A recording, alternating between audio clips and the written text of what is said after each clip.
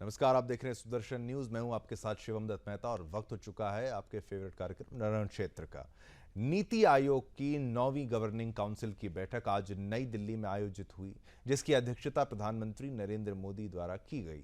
लेकिन यह बैठक भी सियासी संग्राम के दायरे से बच नहीं पाई। दरअसल बजट में भेदभाव का आरोप लगाते हुए कुछ गैर भाजपा शासित राज्यों के मुख्यमंत्रियों ने इस बैठक से पहले ही किनारा कर लिया था। वहीं विपक्षी गठबंधन की ओर से एकमात्र पश्चिम बंगाल की मुख्यमंत्री ममता बनर्जी इसमें शामिल हुईं, मगर थोड़ी देर बाद ही वह भी बैठक को बीच में ही छोड़कर बाहर आ गईं।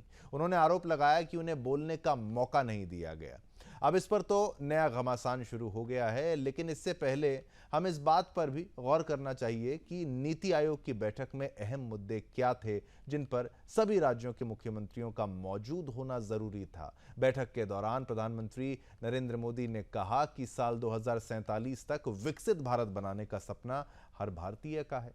राज्य इस लक्ष्य को हासिल करने में अहम भूमिका निभा सकते हैं, क्योंकि राज्य लोगों से सीधे तौर पर जुड़े रहते हैं।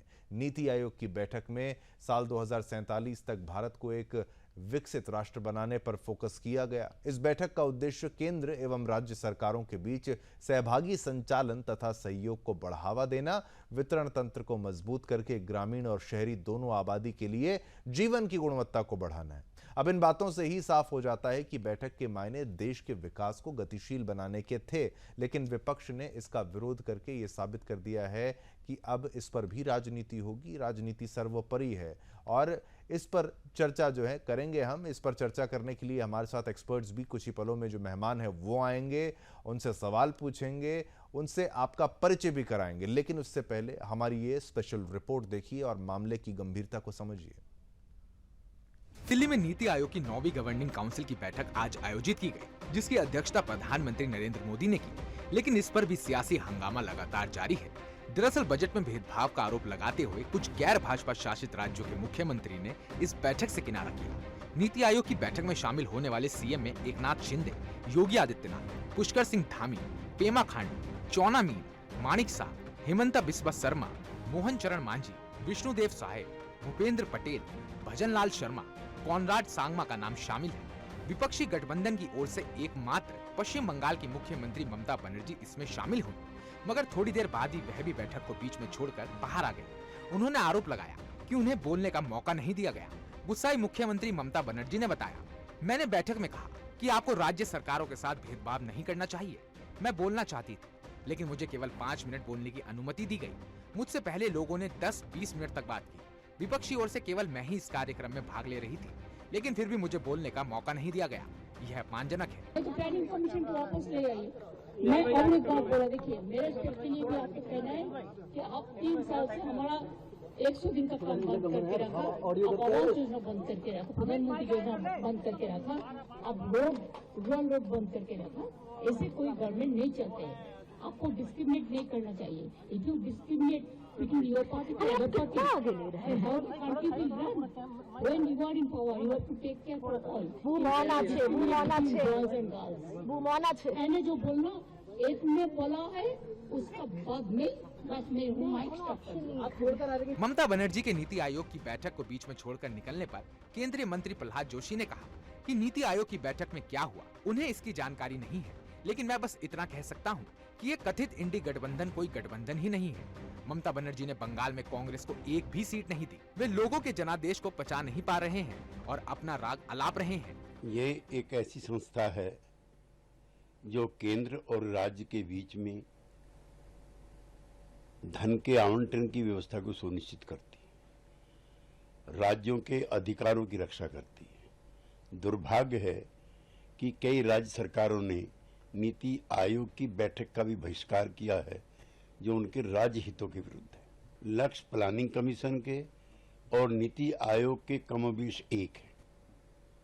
लिहाजा मैं ममता दीदी के इस सुझाव से असहमत हूँ। इंडिया गठबंधन के कई सदस्य, कई महत्वपूर्ण घटक बिहार और आंध्र प्रदेश को दी गई राहत के खिलाफ हैं। बिहार और आंध्र प्रदेश दोनों पिछड़े प्रदेश हैं और उस पर निशाना लगाना ठीक है। नीति आयोग की बैठक के दौरान प्रधानमंत्री नरेंद्र मोदी ने कहा कि साल 2047 तक विकसित भारत बनाने का सपना हर भारतीय का है। राज्य इस लक्ष्य को हासिल करने में अहम भूमिका निभा सकते हैं, क्योंकि राज्य लोगों से सीधे तौर पर जुड़े रहते हैं। भारत को अपनी स्वतंत्रता के 100वें वर्ष यानी 2047 तक 30,000 अरब डॉलर की विकसित अर्थव्यवस्था बनने में मदद करने के लिए एक दृष्टिकोण पत्र तैयार किया जा रहा है। नीति आयोग की बैठक में साल 2047 तक भारत को एक विकसित राष्ट्र बनाने पर फोकस किया गया है। इस बैठक का उद्देश्य केंद्र एवं राज्य सरकारों के बीच सहभागी संचालन तथा सहयोग को बढ़ावा देना, वितरण तंत्र को मजबूत करके ग्रामीण और शहरी दोनों आबादी के लिए जीवन की गुणवत्ता को बढ़ाना है। और ऐसे में विपक्ष का इस बैठक को बॉयकॉट करना और ममता बनर्जी का बैठक को बीच में छोड़कर चले जाना ये दर्शाता है कि विपक्ष को राज्यों और देश के विकास से ज्यादा उनके लिए उनकी राजनीति जरूरी है। Bureau report, Sudarshan news. चलिए, भेदभाव का जो आरोप लगाया गया उसके ऊपर पीआईबी के द्वारा फैक्ट चेक भी कर लिया गया। वो कह रहे हैं ऐसा कुछ नहीं हुआ, माइक तो बंद नहीं किया गया है, उनको बोलने की अनुमति थी, जितना उनका समय था उनको वो बोलने दिया भी गया था। इंट्रोडक्टरी जो नोट होता है उस समय के दौरान उनको जितना बोलना था वो बोलने दिया गया था। उनको फिर से मौका जो मिलना था, लेकिन वो उठ के बीच में चली गई। मैं चाहता हूँ कि हमारे तमाम गेस्ट जो हैं कुछ ही पलों में आपकी टीवी स्क्रीन पर आएँ। सबसे पहले स्वागत इनका मैं करना चाहूँगा। बहुत बहुत धन्यवाद, आप सभी ने समय निकाला। सुरेंद्र स्वामी जी, राजनीतिक विशेषज्ञ, आपका धन्यवाद, आप यहां पर आए। विदुर रावल जी, बीजेपी प्रवक्ता, आपका धन्यवाद, आप आए। आशीष कोटड़िया जी, कांग्रेस प्रवक्ता, आपका भी धन्यवाद। चलिए, ये मुख्य चीज है नीति आयोग की, भाई एक ऐसा स्ट्रक्चर, एक ऐसी ऑर्गेनाइजेशन के तौर पर आप इसको समझिए कि भाई जिसमें आप डिस्कस करते हैं, सेंटर और स्टेट दोनों गवर्नमेंट्स जो हैं एक साथ बैठकर इसमें डिस्कशन कर सकते थे। बहुत अच्छी चीज़ें यहाँ पर निकल कर आ सकती थी। काउंसिल में सभी स्टेट के, मैं थोड़ा सा दर्शकों को बता रहा हूँ कि इस नीति आयोग का जो काउंसिल होता है ये कंप्राइज करता है, इसमें आते हैं सभी स्टेट के सीएम, चाहे यूटी वगैरह सभी हर जगह के, और वाइस चेयरमैन जो है वो नॉमिनेटेड होते हैं पीएम, स्वयं प्रधानमंत्री इसके चेयरमैन होते हैं। और पहले प्लानिंग कमीशन होता था, 13 अगस्त 2014 को इसको रिप्लेस कर दिया। 1 जनवरी 2015 से इसको लाया गया है सक्सेसर के रूप में। एक एग्जीक्यूटिव रेजोल्यूशन, नॉन कॉन्स्टिट्यूशनल है, नॉन स्टैट्यूटरी बॉडी है, एडवाइस देता है, पहले से बदल दिया गया है। अब ये जो है नीचे से लेकर ऊपर तक है, पहले ऊपर से नीचे था, यानी टॉप टू बॉटम, अब बॉटम अप अप्रोच के साथ है। सबसे पहले विदुर रावल जी, ये बैठक महत्वपूर्ण थी। सरकार की जो इच्छा थी वो बात करने की थी, वहाँ पर डिस्कस करने की। नीति आयोग एडवाइस भी करता है। बजट से ही विपक्ष आरोप लगाने का प्रयास तो करता है, लेकिन ममता बनर्जी के आरोप से आरंभ करते हुए, क्योंकि आप प्रवक्ता हैं, आप ज़्यादा बेहतर बताएंगे कि कौन सा 5 मिनट का आरोप। मैं कहीं सुन रहा था कि वो इंट्रोडक्टरी नोट का 5 मिनट था, ये आरोप है। क्या हुआ और अब क्यों विपक्ष नहीं आया? अब कितना घाटा विपक्ष को इस बात से है? आपके तमाम उत्तर। शिवम जी, आपको नमस्कार, और आपके माध्यम से जनता माफी चाहूंगा। सुदर्शन न्यूज देख रहे सभी दर्शकों को और हमारे साथी पैनलिस्ट को सभी को नमस्ते। देखिए, ये घाटा जो है मल्टी फैसेट है। किस प्रकार से इसके राजनीतिक घाटा है, जब पूरा देश देखता है कि किस प्रकार से हमारे देश के विपक्ष ने खुद को लिमिट कर दिया है। मैं उम्मीद कर रहा हूँ मेरी आवाज ठीक ठाक आ रही है। ये देश देख रहा है कि किस प्रकार से इस पूरे विपक्ष ने खुद को लिमिट कर दिया है बॉयकॉट विपक्ष के नाम से। जब देश के अंदर G20 सम्मेलन होता है तो ये लोग बॉयकॉट करते हैं। जब देश को अपना संसद भवन मिलता है तो ये उसका बॉयकॉट करते हैं। श्री राम जन्मभूमि पर 500 वर्ष बाद जो है भव्य राम मंदिर का निर्माण होता है, उसकी में प्राण प्रतिष्ठा का कार्यक्रम होता है, उसका ये बॉयकॉट करते हैं। देश के अंदर महत्वपूर्ण चर्चाएं जब हो रही होती हैं उसका ये बॉयकॉट करते हैं। प्रधानमंत्री खड़े होकर लोकसभा में, राज्यसभा में बोलते हैं, उसका ये बॉयकॉट करते हैं।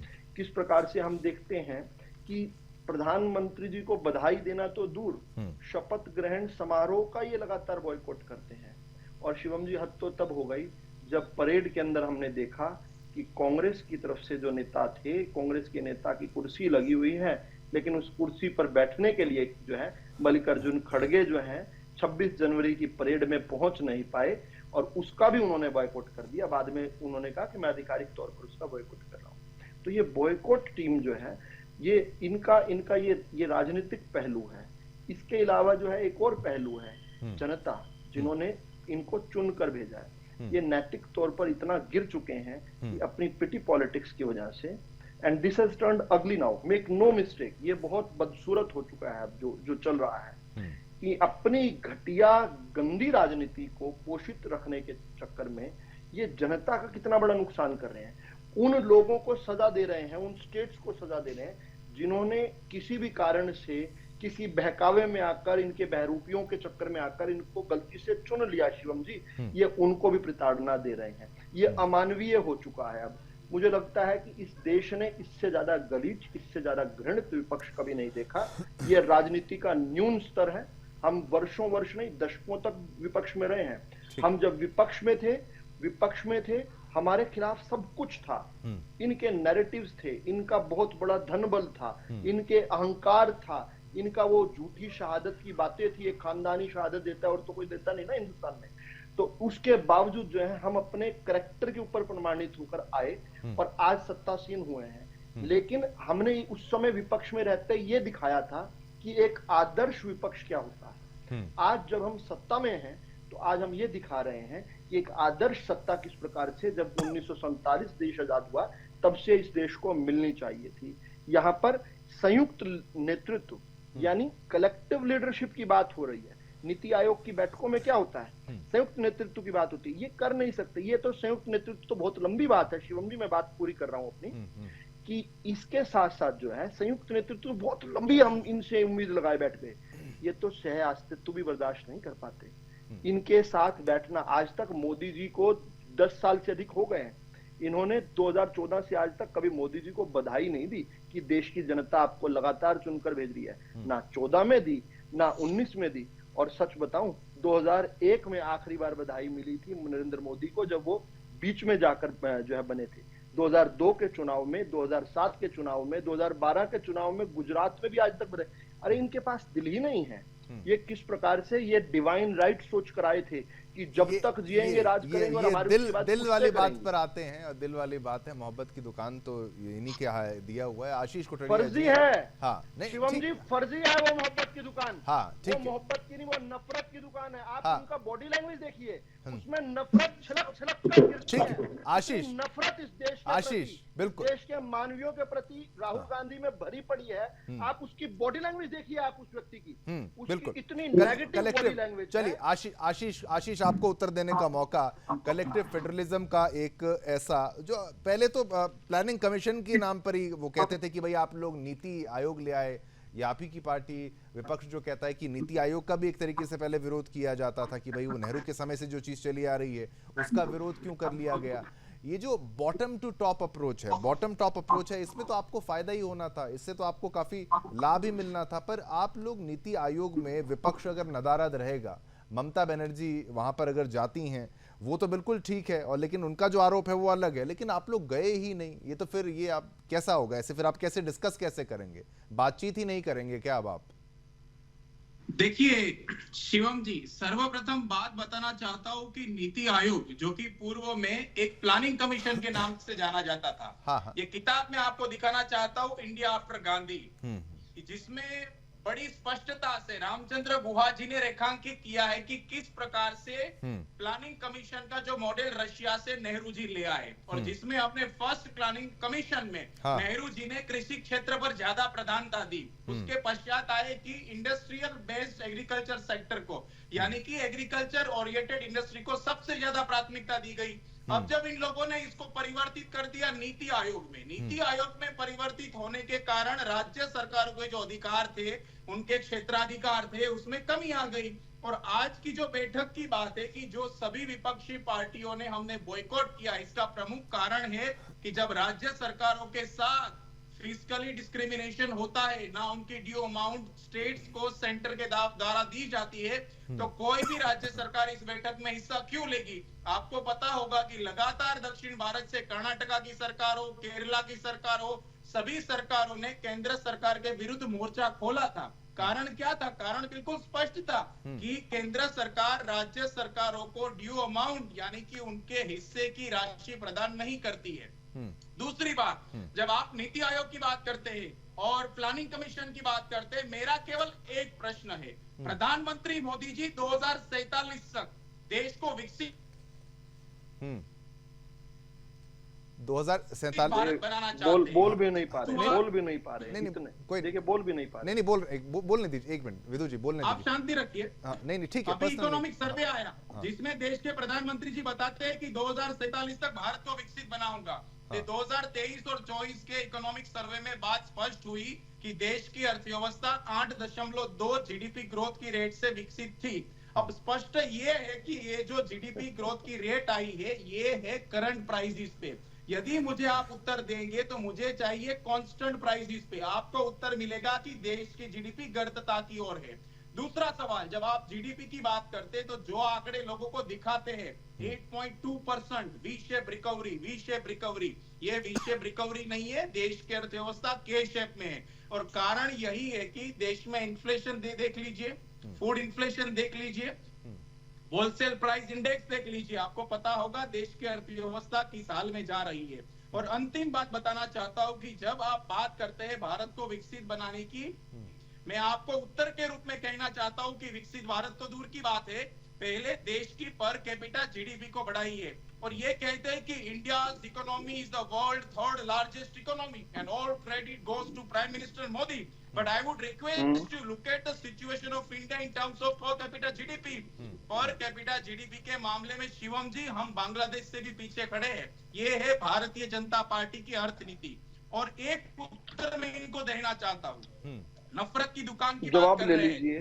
ठीक देखिए ठीक, आपको आशीष। उत्तर देता हूँ, नफरत के बाजार में मोहब्बत की दुकान मेरा नेता राहुल गांधी ही चला सकता है और किसी भारतीय जनता पार्टी के संप्रदायवादी संगठन के नेता में वो शक्ति नहीं है। ठीक, राहुल गांधी जी ही चला सकते चलिए, हैं। नहीं इसको वहां तक नहीं। हाँ ठीक है विदु रावल, आप अपना काउंटर दीजिए इनके प्रश्न का, फिर मेरे भी सवाल रहेंगे, मैं वो भी पूछता हूँ। मैं बड़ा हैरान हूँ कि ये किस प्रकार से आर्थिक आंकड़ों को अपने मुताबिक जो है सब्जेक्टिवली उठाकर आपके समक्ष प्रस्तुत कर रहे हैं। मैं बहुत ज्यादा नहीं, 2-3 आंकड़े इन्होंने जिन शब्दों का उपयोग किया भारी भरकम, उनका मैं बता देता हूँ। जो जीडीपी रेशियो है हमारी पीपीपी के हिसाब से, हम यूपीए के दौरान जो है $3889 थी, वो अब बढ़कर हमारी $6016 जो है पिछले साल का बता रहा हूं, ये हो चुकी है। एक मिनट, आपसे दुगनी हो चुकी है। अरे सुनिए, आपसे दुगनी हो चुकी है साहब। आपके समय 72,000 रुपए पर कैपिटा इनकम थी, आज 1,85,000 से अधिक हो चुकी है। दूसरा, महंगाई दर जो है एट एन एवरेज यूपीए के 10 का, हालांकि इन्होंने डिबेट को डिरेल कर दिया, ये विषय नहीं था, विषय कुछ और था। कोई बात नहीं, ये भी जरूरी है। यूपीए के कालखंड में 8.2% जो है महंगाई दर रही है एवरेज, और बड़े लंबे समय तक 13 तिमाहियों तक तो 2 डिजिट्स में रही है, डबल डिजिट इन्फ्लेशन रही है। और मोदी राज में जो है, जब 2014 से लेकर आज तक की मैं बता रहा हूँ, 4.97 यानी 5% की भी एवरेज नहीं रही, जिस महंगाई पर ये बोलते हैं। और अभी जो फिलहाल जो है नॉन फूड और नॉन फ्यूल वाली जो हमारा जो महंगाई दर है, इन्फ्लेशन है, वो 1.9% है। अभी देश की वित्त मंत्री ने आर्थिक सर्वे में ही हमें बताया। लेकिन खैर, इससे बड़ी बात क्या है, ये क्या कह रहे हैं, नेहरू जी ने कृषि प्रधानता दी। नेहरू जी के समय हमारे नेहरू जी के समय खाद्यान्न किस प्रकार से कितने भर पाए थे, सरकार कितना खरीदती थी, पहली बात। कृषि दर हमारी क्या थी, ये बताइए। और इन्होंने कहा इंडस्ट्रियल ओरिएंटेशन थी। हमारी रैंकिंग क्या थी दुनिया के अंदर। हमारे आज जब मैं और आप बात कर रहे हैं तो दुनिया का 2nd largest mobile manufacturer Bharat है। दुनिया के अंदर हर तीसरी जो गाड़ी जो बन रही है वो भारत के अंदर बन रही है। नेहरू जी के छोड़िए, सोनिया जी तक का बता देता हूं, हिंदुस्तान दुनिया का लार्जेस्ट इंपोर्टर था मोबाइल का। जब हमारे 93% मोबाइल जो है बाहर से इंपोर्ट होकर आते थे, आज 97% मोबाइल भारत में बनते हैं, भारत के। और किस प्रकार से आज जो है, मैंने बताया, हम 2nd लार्जेस्ट जो है उसके मैन्युफैक्चरर हो गए। हर सबसे ज्यादा अगर कोई 2 व्हीकल बिका है तो पिछले महीने हिंदुस्तान के अंदर बिका है। टोटल दुनिया के अंदर जो है हर तीसरा जो व्हीकल बिक रहा है वो हिंदुस्तान में बिक रहा है। ये भारत की आर्थिक क्षमता तो बताता ही है, भारतीयों के संबल को भी बताता है कि किस प्रकार से हम अगर पैसे हैं तभी तो ले पा रहे हैं ना। सेकंड, यही नहीं कि सबसे ज्यादा मैन्युफैक्चर कर रहे हैं, सबसे ज्यादा खरीद भी हम ही लोग रहे हैं। पैसे हैं तभी तो खरीद रहे हैं। अब राहुल गांधी अगर कंगला हो गया तो ये पूरे हिंदुस्तान को थोड़ी कंगला बताएंगे। सीधी सीधी सी बात यह है कि नेहरू के वो जो एक लंबा सा एक इन्होंने ऑरा डेवलप किया है ना, उससे बाहर निकलिए। Nehru was a failed prime minister. First of all वो तो लोकतांत्रिक तरीकों से तो चुने ही नहीं गए थे। जब 15 में से 13 लोग उनके खिलाफ जो है वोट कर रहे हैं और एक भी वोट उनके पक्ष में भी नहीं आ रहा, बाकी 2 वोट भी उनके पक्ष में नहीं थे, और उसके बावजूद एक आदमी को सिर पर बिठा दिया, वो तो फर्स्ट ऑफ ऑल स्टार्ट ही बुरी थी। अगर सरदार पटेल कहीं होते तो शायद देश के अंदर कुछ और बात कर रहे होते। आज का विषय घूम फिर कर ही आ रहा है, विषय फिर से आ रहा है। आशीष जी बीच में मत बोलिए, मैं बीच में नहीं बोल रहा। आशीष जी आपने बहुत प्रोवोकेटिव बातें कर रहे थे। आशीष जी मुझे लगा आप चलिए आशीष जी एक मिनट ठीक है। हाँ विद्रावल जी आप बोला डिबेट का मुद्दा है, नहीं ठीक है, नहीं आप नहीं ठीक है, वो प्लानिंग कमीशन की जब बात आई तो प्लानिंग कमीशन नेहरू इन्होंने मान वो लिया, ये सब कुछ है, सब कुछ है। इन्होंने इनको इंडिजिनियस ठीक है, अतीत में कुछ तो मजबूरी। देखिए गोरी चमड़ी से कितना प्यार है, गोरी चमड़ी से इतना प्यार है। मैं आगे उसमें जाऊंगा तो भड़क जाएंगे, पहले ही भड़क रहे हैं ये। मैं सोनिया गांधी पर नहीं जाता, मैं सीधा कहता हूं इनको कितना गर्व है कि नेहरू जी इंपोर्ट करके रशिया का मॉडल लेकर यहाँ पर प्लानिंग कमीशन बनाई थी। इंडिजीनियस चीजों से कितनी नफरत है। भारत का अगर संसद बनेगी उसका बॉयकॉट करेंगे ये लोग, भारत की हर व्यवस्था का बॉयकॉट करेंगे। लेकिन रशियन जो है एनीथिंग, मैं खत्म कर रहा हूँ Shivam ji, anything that has come from west is superior to ours. ये जो इनकी सोच है ना कि जो कुछ भी बाहर से आता है वो भारतीयों से श्रेष्ठ है, ये मैकॉले के 19 फरवरी 1834 में ब्रिटिश पार्लियामेंट में दिए गए भाषण का हूबहू है। ये मैकॉले पुत्र हैं जो कहते हैं I have travelled length and breadth of India, I have not seen one Indian who is beggar, one Indian who is poor. वो 1834 में बता रहे हैं। सच wealth in this country that is India, such wealth in this country that this country can not be made slave until we break the very backbone of this nation which is its cultural heritage। Macaulay ने हमारी cultural heritage को break किया और आशीष जी जैसे Macaulay भक्त जो हैं हमारे, वो आज उस लेगेसी को कैरी फॉरवर्ड कर रहे हैं। अब जो बदलाव हो गया है उसका स्वागत करना चाहिए। मैं कहता हूं कि भाई ये एक मीटिंग थी, कम से कम मीटिंग में तो चले जाते। ये भेदभाव का फिर इसको आप आंदोलन ही हर बार करेंगे तो फिर कैसे चलेगा। सुरेंद्र स्वामी जी हमारे साथ हैं। सुरेंद्र स्वामी जी, अब नीति आयोग का विरोध भी किया जाता है, कहते हैं कि भाई नीति आयोग क्यों ले आए, प्लानिंग कमीशन। अब वो कह रहे हैं कि नहीं प्लानिंग कमीशन अच्छा था, उसमें एग्रीकल्चर पर ध्यान था, उस समय से आ रहा है, पहले समय से आ रहा है कि बाहर से लिया गया, रशिया की चर्चा जो है वो भी की गई। लेकिन अब इसमें नदारद रहना, फिर पश्चिम बंगाल की मुख्यमंत्री का आना, अलॉटमेंट की अगर मैं बात करता हूं तो जो आरोप लगाते हैं कि अलॉटमेंट नहीं है पैसे का, वो पैसे भी अलॉट किए गए हैं। उसमें ऐसा नहीं है कि हर स्टेट को कम पैसा अलॉट किया गया, जिसको जितना अलॉट किया जाना चाहिए उसके भी फिगर्स यहाँ पर मौजूद हैं। आप क्या समझते हैं, दिक्कत कहाँ हो रही है, विपक्ष को परेशानी किस बात की हो रही है? देखिए मैं ममता जी से शुरू करता हूँ शिवम। ठीक है। ममता जी कहने को तो कहती हैं कि मैं इंडिया गठबंधन का हिस्सा हूँ, लेकिन कांग्रेस को वो घुसने भी नहीं देती हैं पश्चिम बंगाल में। अगर वो जैसे सारे विपक्ष के मुख्यमंत्री आज इस मीटिंग में नहीं आए नीति आयोग की, और वो भी नहीं आती तो वो सबके बराबर हो जाती, वो कांग्रेस के बराबर देखी जाती, कांग्रेस से नीचे भी देखी जाती। क्योंकि कॉल कांग्रेस की थी। वो उन्होंने अपनी एक स्क्रिप्ट तैयार की, वो आई, आकर के कहा कि नहीं मुझे पहले बोलने दीजिए, उनको लंच के बाद बोलना था, उनका जो टाइम था।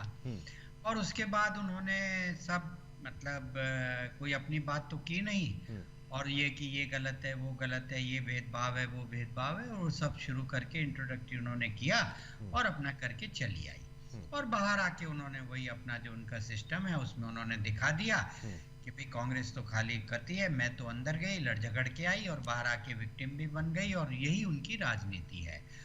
तो इससे बेहतर वो वहां भी जाके उन्होंने यही कहा, उन्होंने ये नहीं कहा कि मेरे ये सुझाव थे, मैंने ये नीतियां रखी, जिसको उन्होंने नहीं सुना, नहीं माना। उनका बस एक ही था, मेरा माइक बंद कर दिया, मुझे बोलने नहीं दे गया, मैं इतनी सीनियर हूं, मेरा अपमान हुआ।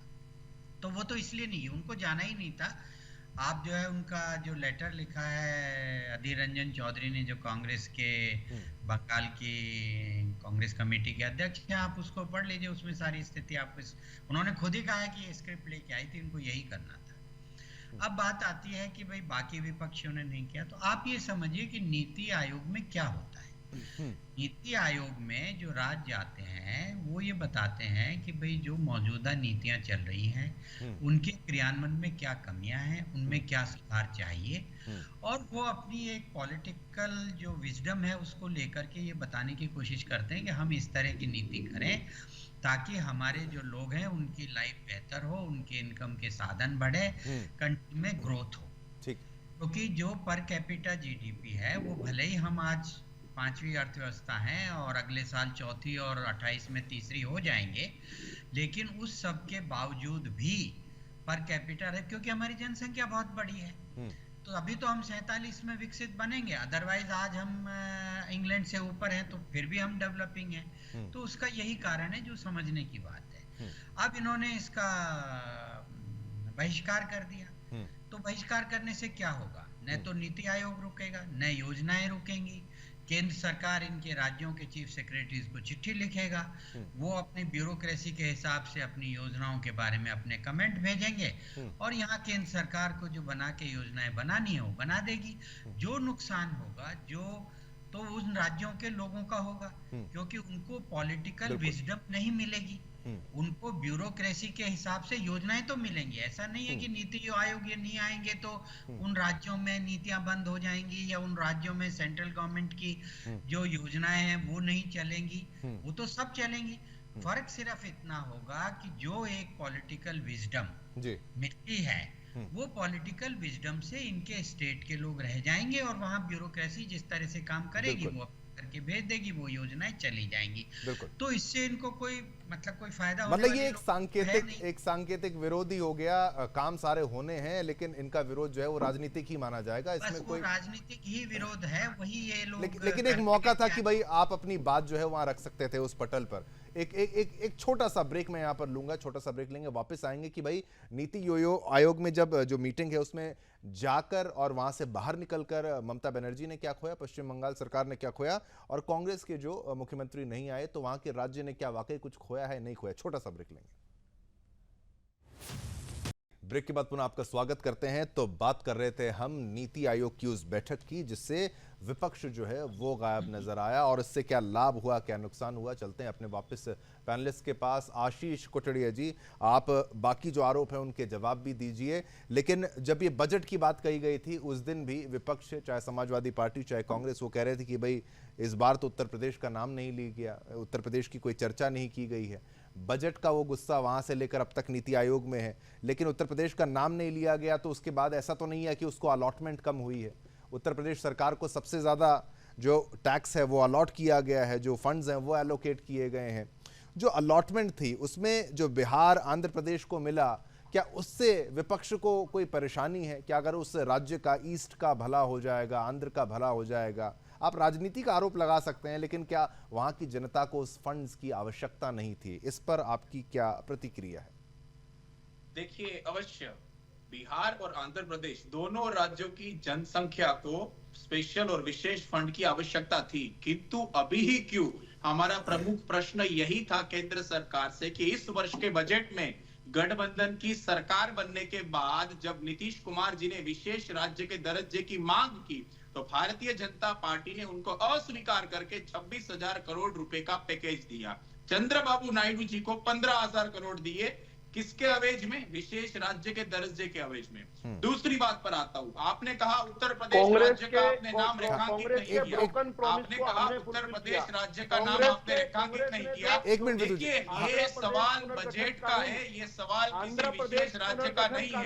यहाँ पर चर्चा हो रही थी राज्य की, राइट शिवम जी, राज्य की बात हो रही थी, तो मेरे लिए देश का किसान सबसे ज्यादा अति महत्वपूर्ण है। और ये देखिए, मैं आपके टीवी के समक्ष दिखाना चाहता हूँ, ये पूरा ग्राफ है फार्मर्स बजट सिंस 2029। आप देखिए 2019-20 में 5.44%, 20-21 में 4.26%, 21-22 में 4.26, 3.84, और हद तो तब हो गई जब 2024-25 में कृषि क्षेत्र को राशि आवंटित की गई मात्र और मात्र 3.15 जवाब ले लीजिए शिवम जी। नहीं, लगातार ये आंकड़े आपने दिए हैं फार्मर्स का। एक बार क्विक आंसर लेता हूं, वापस आप पे आऊंगा आशीष, क्योंकि आपने मेरे प्रश्न का भी उत्तर पूरा नहीं दिया। गलत कह रहे हैं। हाँ, कैसे? कांग्रेस और का कौन जो सा आखिरी आंकड़ा कहां बजट से, था, ये भी थोड़ा सा होना चाहिए। गलत मैं बता देता हूँ।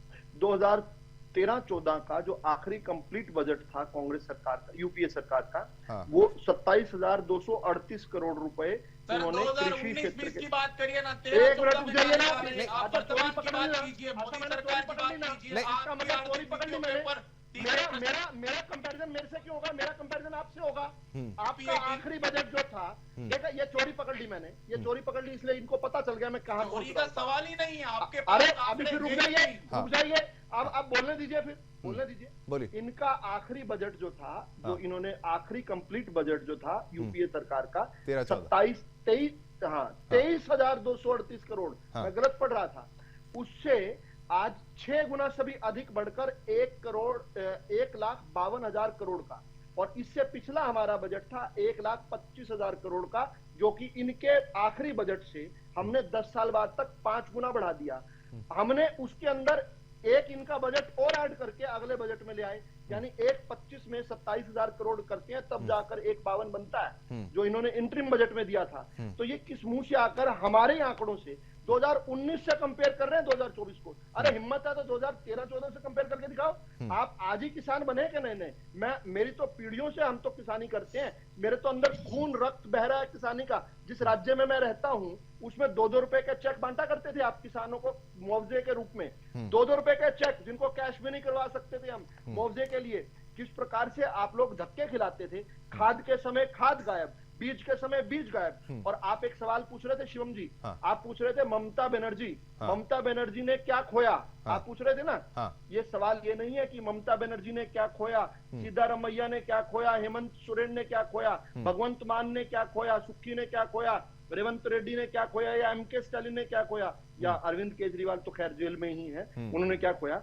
सवाल इससे बड़ा है। सवाल ये है, इस देश की जनता ने क्या खोया और इस देश ने क्या खोया। देश की जनता ने क्या खोया, मैं जल्दी से एक छोटी सी बात एक जवाब का मौका, क्योंकि टाइम खत्म ना हो जाए। आयुष्मान, बस जरा सा मैं बता रहा हूँ। देखिए, वेस्ट बंगाल के अंदर देश की सबसे बड़ी जो, दिल्ली के अंदर देश की सबसे बड़ी जो योजना है, दुनिया की सबसे बड़ी हेल्थ योजना आयुष्मान भारत योजना, वो लागू ही नहीं हो पाई।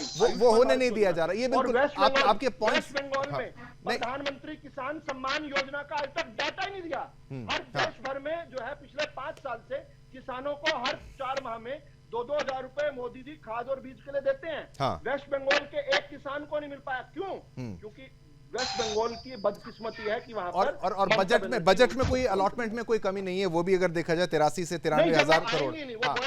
बहुत अच्छा, ठीक है। आशीष आपको मौका दे रहा हूँ, आप अपना जवाब दीजिए।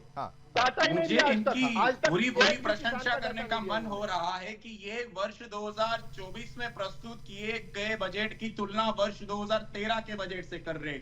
स्वयं के 10 साल सरकार भी तो नहीं थी ना, ध्यान केंद्रित करना चाहिए। 1 मिनट आप सुन लीजिए, ये लोग जब जीडीपी की बात करते हैं कि हमें वर्ल्ड की लार्जेस्ट जीडीपी बनानी है, इंडिया को डेवलप्ड कंट्री बनाना है, लेकिन सबसे बड़ी वास्तविक बात तो यही है। शिवम जी, मैं आपके समक्ष कहना चाहता हूँ, अपने चेहरे को साफ। अरे संबित पात्रा बनना बंद कर दीजिए। कहा है संबित पात्रा बने बैठे, आपकी पार्टी वाले आपको बोलने का। ठीक है, आप आशीष बोलिए, आप अपना जवाब दीजिए। आशीष, पार्टी को डिबेट में मत बुलाइए। नहीं, क्यों ना बुलाएं? वो आप जो आरोप लगा रहे हैं वो जवाब दे रहे हैं। ऐसा ही होता है डिबेट में आशीष, ऐसा ही होता है। नहीं, मैं करता हूं डिबेट, लेकिन यहाँ पर तो आप उनको ही ज्यादा समय। नहीं, ऐसा कुछ नहीं, मैं आपको समय दे रहा हूँ, आप बोल नहीं पा रहे हैं, आप जा रहे हैं पीछे। 1 मिनट विदु जी, उनको जवाब देने दीजिए। आशीष, नहीं, सबसे बड़ी समस्या तो ये है कि जब शिवम जी ये लोग बात करते हैं जीडीपी की, तो मैं इनको आज मुंह तोड़ जवाब दूंगा। सर, आपको मालूम नहीं होगा, एक बार अर्थव्यवस्था पढ़ेगा, क्योंकि आपकी पार्टी में अर्थशास्त्री है नहीं। जीडीपी कैलकुलेशन की 3 मेथड होती है, income method, expenditure method, value added method. हमारी जो पार्टी है, हमारे जो देश में कैलकुलेशन मेथड है, वो है वैल्यू एडेड मेथड। आपकी भारतीय जनता पार्टी की सरकार ने सत्ता में आने के पश्चात जीडीपी कैलकुलेशन का जो बेस ईयर था, बेस ईयर था वर्ष 2004, आपने कर दिया वर्ष 2012, यानी कि देश की जनसंख्या को मूर्ख बनाने का। दूसरा सबसे बड़ा सवाल इस वर्ष के बजट का, कि मुझे बताइए इस वर्ष के बजट में मनरेगा के लिए क्या दिया गया, देश के किसानों को क्या दिया। नरेंद्र मोदी जी की सरकार 3 काले कानून लाए थे और आप खुद को किसान का बेटा मान रहे थे। एक मिनट शिवम जी, एक मिनट। नहीं ठीक, आप खुद को किसान का बेटा मानते थे। यदि आप किसान के पुत्र होते तो 3 कृषि विरोधी काले कानूनों के चलिए कृषि कानून पे कहा आगे नहीं है वो कानून, अब नहीं। ठीक है, आशीष का जवाब विदु, अब आप जवाब दे दीजिए। आपको किसान से जोड़कर उन्होंने जो सवाल पूछा वहां तक आप फटाफट अपना उत्तर दीजिए। एक वैल्यू एडिशन वर्ड भी इन्होंने भारी भरकम जोड़ दिया। बड़ी हंसी आती है इन पर। क्या करें सर, आपकी पार्टी में बताने हमें सुझाव देना पड़ता है। आप तो हमारे मैनिफेस्टो को कॉपी पेस्ट करते हैं। हिपोक्रेट है। अभी चिल्ला रहे थे कि बीच में बोलना नहीं है, और अब बीच में बोल रहे हैं। अभी बात तो सुन लो, उसके बीच में इंटरप्ट करना। इनके समय क्या होता था, पहले एक व्यक्ति को खड्डा खोदने के पैसे देते थे, फिर उसी खड्डे को उसी मिट्टी से मूंदने के।